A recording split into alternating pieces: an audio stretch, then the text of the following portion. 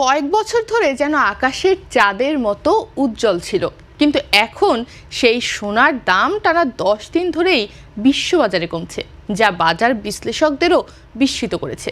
ইরানের সঙ্গে ইসরায়েল যুক্তরাষ্ট্রের চলমান যুদ্ধ চতুর্থ সপ্তাহে গড়িয়েছে, আর এই যুদ্ধ এবং বৈশ্বিক উত্তেজনার মধ্যেই করোনা বা যে কোনো ভাইরাসের এগেইনস্টে ফাইট মানি ব্যাকট্রলের লেফট রাইট। সোনার বাজারে উল্টো একটা প্রবণতা দেখা যাচ্ছে।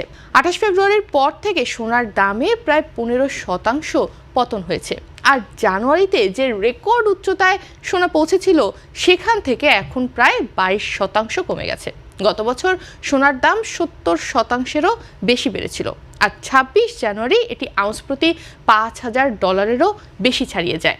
তখন অনেকেই ধারণা করেছিলেন যে চলতি বছরে সোনার দাম $6,000-এ পৌঁছাতে পারে। সাধারণত অর্থনৈতিক সংকটের সময়ে বিনিয়োগকারীরা নিরাপদ আশ্রয় হিসেবে সোনার দিকে ঝোঁকেন, ফলে দাম বাড়তে থাকে। রাশিয়া ইউক্রেন যুদ্ধের সময়ও ঠিক এমনটাই হয়েছিল। পশ্চিমা নিষেধাজ্ঞার কারণে বিশ্ব অর্থনীতিতে অনিশ্চয়তা তৈরি হয় এবং কেন্দ্রীয় ব্যাংকগুলো সোনা কিনতে শুরু করে। চীন সহ বিভিন্ন দেশ ডলারের ওপর নির্ভরতা কমাতে সোনা কেনা বাড়ায়, যার ফলে দাম আরও বেড়ে যায়। কিন্তু এবার চিত্র একটু ভিন্ন। ইরান যুদ্ধের প্রভাবে সোনার বাজারে উল্টো একটা প্রবণতা দেখা যাচ্ছে। এর একটি বড় কারণ হলো মার্কিন ডলারের শক্তিশালী অবস্থান। বর্তমানে ডলার ইন্ডেক্স বাড়ছে এবং ডলার অন্যান্য মুদ্রার তুলনায় আরও শক্তিশালী হচ্ছে। যেহেতু সোনার ডলারেই লেনদেন হয়, তাই ডলার শক্তিশালী হলে অন্য দেশের জন্য সোনা কেনা ব্যয়বহুল হয়ে পড়ে। এতে চাহিদা কমে যায় এবং দামও কমে। আরও একটি গুরুত্বপূর্ণ কারণ হলো বিশ্ব অর্থনীতির পরিবর্তন।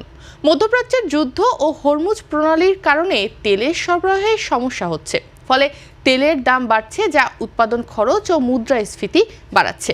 এই পরিস্থিতিতে কেন্দ্রীয় ব্যাংকগুলো সুদের হারও বাড়াচ্ছে, কিন্তু উচ্চ সুদের হার সোনার জন্য নেতিবাচক, কারণ সোনা কোনো আয় দেয় না। তাই বিনিয়োগকারীরা সোনা ছেড়ে সুদযুক্ত সম্পদের দিকেই ঝুঁকছেন। বাজারে আরেকটি বড় পরিবর্তন হলো লিভারেজ ও ডেরিভেটিভসের ব্যবহার। ফিউচার ও ইটিএফ এর কারণে বাজারে লিভারেজ বেড়েছে, ফলে দাম কমলে বাধ্যতামূলক বিক্রি শুরু হয়, যাকে মার্জিন কল বলা হয়। এতে দাম আরও দ্রুত কমে যায় এবং একটি বিক্রির চাপও তৈরি হয়।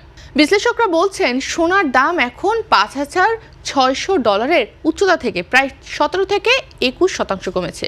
যদি এই চাপ অব্যাহত থাকে তাহলে এটি সাময়িকভাবে $4,000-এর নিচেও নেমে যেতে পারে। তবে এটিকে দীর্ঘমেয়াদী পতন না বলে স্বাভাবিক সমন্বয় হিসেবেই দেখা হচ্ছে।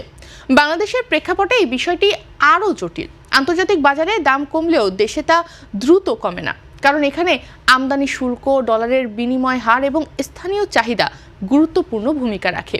বর্তমানে দেশে প্রতি ভরি সোনার দাম প্রায় 2,41,445 টাকা। বিশ্ববাজারের এই পতন অব্যাহত থাকলে দেশে প্রতি ভরিতে আরও 3,000 থেকে 10,000 টাকা পর্যন্ত সোনার দাম কমতে পারে। বড় ধরনের পতন হলে এই কমার পরিমাণ কিছুটা বাড়তে পারে, তবে তা ধীরে ধীরে হবে। তবে পতনের এই ধারা অব্যাহত থাকলে বর্তমান পরিস্থিতিতে দাম সাময়িকভাবে 2,30,000 থেকে 2,35,000 টাকার মধ্যেও নামতে পারে। যদিও এই বছরের শুরুতে 22 ক্যারেটের প্রতি ভরি সোনার দাম 2,24,182 টাকায় বিক্রি শুরু হয়, তবে বাংলাদেশের সোনার দাম দ্রুত পরিবর্তন হয় না, বরং ধীরে ধীরে সমন্বয় করা হয়। এছাড়া ডলারের শক্তিশালী অবস্থান আমদানির ব্যয়ও বাড়াচ্ছে, যা শুধু সোনা নয়, অন্যান্য পণ্যের দামেও চাপ তৈরি করছে।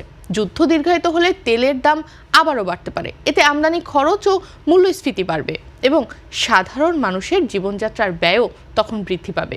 তবে দীর্ঘমেয়াদে পরিস্থিতি আবারও বদলে যেতে পারে। যদি যুদ্ধ দীর্ঘ হয় এবং অর্থনীতি স্ট্যাগফ্লেশন পর্যায়ে পৌঁছায়, তাহলে সোনার চাহিদা আবারও বাড়তে পারে। ইতিহাসে দেখা গেছে যে 1979 বা 1980 সালে এর তেলের সংকটের সময় সোনার দাম ব্যাপকভাবে বেড়েছিল। বর্তমান সুদের হার বাড়ার প্রত্যাশাও সোনার ওপর চাপ সৃষ্টি করছে। ফেডারেল রিজার্ভ সুদ কমানোর দিকে যাচ্ছে না এমন ধারণা থাকায় বিনিয়োগকারীরা সোনা থেকেই সরে যাচ্ছেন, কারণ সোনা কোনো সুদ বা আয় দেয় না।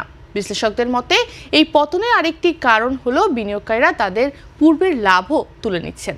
গত কয়েক বছরে সোনার দাম অনেক বেড়েছিল, তাই এখন অনেকেই লাভ তুলে বিক্রি করছেন। এতে বাজারে বিক্রির চাপ এবং দাম কমছে। সব মিলিয়ে বলা যায় যে যুদ্ধ, তেলের দাম, ডলারের শক্তি, সুদের হার এবং বিনিয়োগকারীদের আচরণ সবকিছু মিলিয়ে সোনার বাজারে এই পতন ঘটছে। তবে বিশেষজ্ঞরা মনে করছেন এটি দীর্ঘমেয়াদী কোনো পতন নয়। পরিস্থিতি পরিবর্তন হলে সোনার চাহিদা আবারও বাড়তে পারে এবং দামও আবারও ঊর্ধ্বমুখী হতে পারে।